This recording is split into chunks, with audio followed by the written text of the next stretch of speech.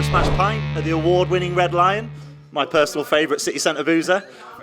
After Wolves 0, Liverpool 1, and the world is a happy place again. And to celebrate the joy, I've got Phil Blundell, George Trad. All our phones on silent.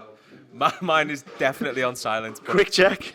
Well, you know, we could just run a quick sound check if anyone wants to make sure. Shall we check for phones taped under the table? I do see one on the table, so it's probably just There's nothing there. Nothing there. Okay, I think we're safe. We're pretty safe. But yeah, you know. Listen, tonight's not a night for moaning, is it? We've all had a pretty positive experience, so let's go with that. Wonderful screamer early on. Really. I mean, there was an early screamer, and then there was one that was a bit later. And to be honest, I mean, it was 50-50, but I think I just preferred the later screamer from young Harvey.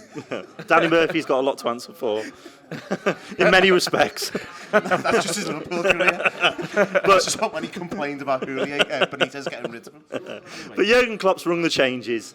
8 changes tonight. I think a lot of us have wanted to see drastic changes after being served up with sort of the same old drudgery over the last few weeks. And it's really paid off for him in a big way. Yeah, absolutely. I think the key thing for me the last few games has been he's picked a midfield, possibly 3-4 times in a row, maybe 3. And you don't want to watch it. You know before the game what you're getting. You know you're not getting what you like. You know it's not really the most energetic midfield. Whereas tonight it retained one of the 3.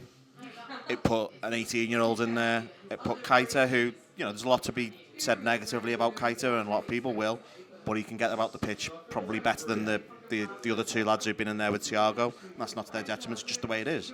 And it looks a lot better. They were able to sort of move around the pitch better as a unit, be closer together, snap into things. There was one where I think Bajcetic, he sort of lost the ball. I think it was second half, and he got straight in and he won it back.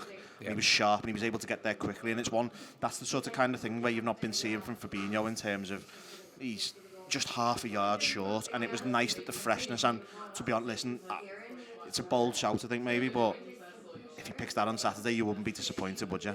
No, not at all. I mean, it's some night for the 18-year-old Sergio Busquets. Yeah, yeah, he's had an incredible night, and he's. I mean, we were talking about him at half-time, and he was absolutely the outstanding performer. Elliott's goal aside, he provided the most bright moments in the first half. There was one turn where he pulled the ball when it was laid to him short by Kelleher, and he rolled the on-rushing Jimenez and left him on the floor, and it was just one of those halves for him where he's shown a maturity, a really positive use of the ball.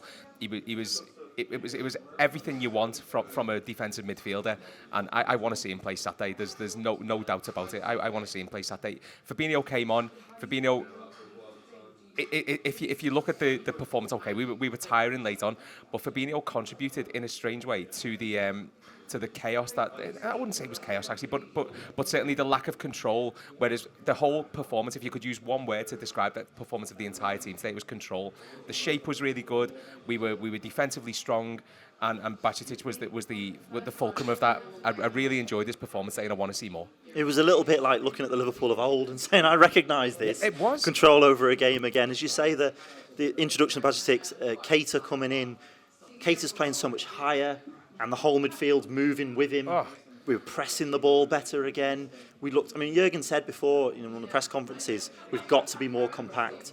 We've got to be more solid. Defensive solidity is the basis for any winning team. Yep. And we saw that tonight. All of a sudden, the midfield looked like they're in touching distance of each other, and they weren't total strangers. It was night and day, and Jurgen's laid the foundations, and they've clearly done some work in the week. But there was all of those things. It was a performance of identity. It was a performance of cohesion. It was a performance of unity. They were going on the pressing triggers together. They were pushing together. There was times that there was 3 or 4 forward players pressing when Wolves had the ball in their penalty area. And thinking, yes, I remember this. I recognise this. And it was that identity that we've missed in the last 4, 5, 6 games where we've been really clamouring for any kind of positives. There were so many positives tonight, and that's why Jurgen's rung the changes, and we looked at the start of the game, and I think we were all generally positive about him implementing those changes, because if we always continued with the selections that he's made in the last few games, we knew what we were going to get. But yeah, it looked so positive all over the park, and I can't really think of many negatives of it, to be honest with you. It was right from the front to the back, Keller had a really assured performance. The one small negative. YouTube press the button, become a member of the Anfield Wrap from the heart of the city of Liverpool. The best way to enjoy all your Liverpool-based videos, everything you need, every single day. It is the Anfield Wrap.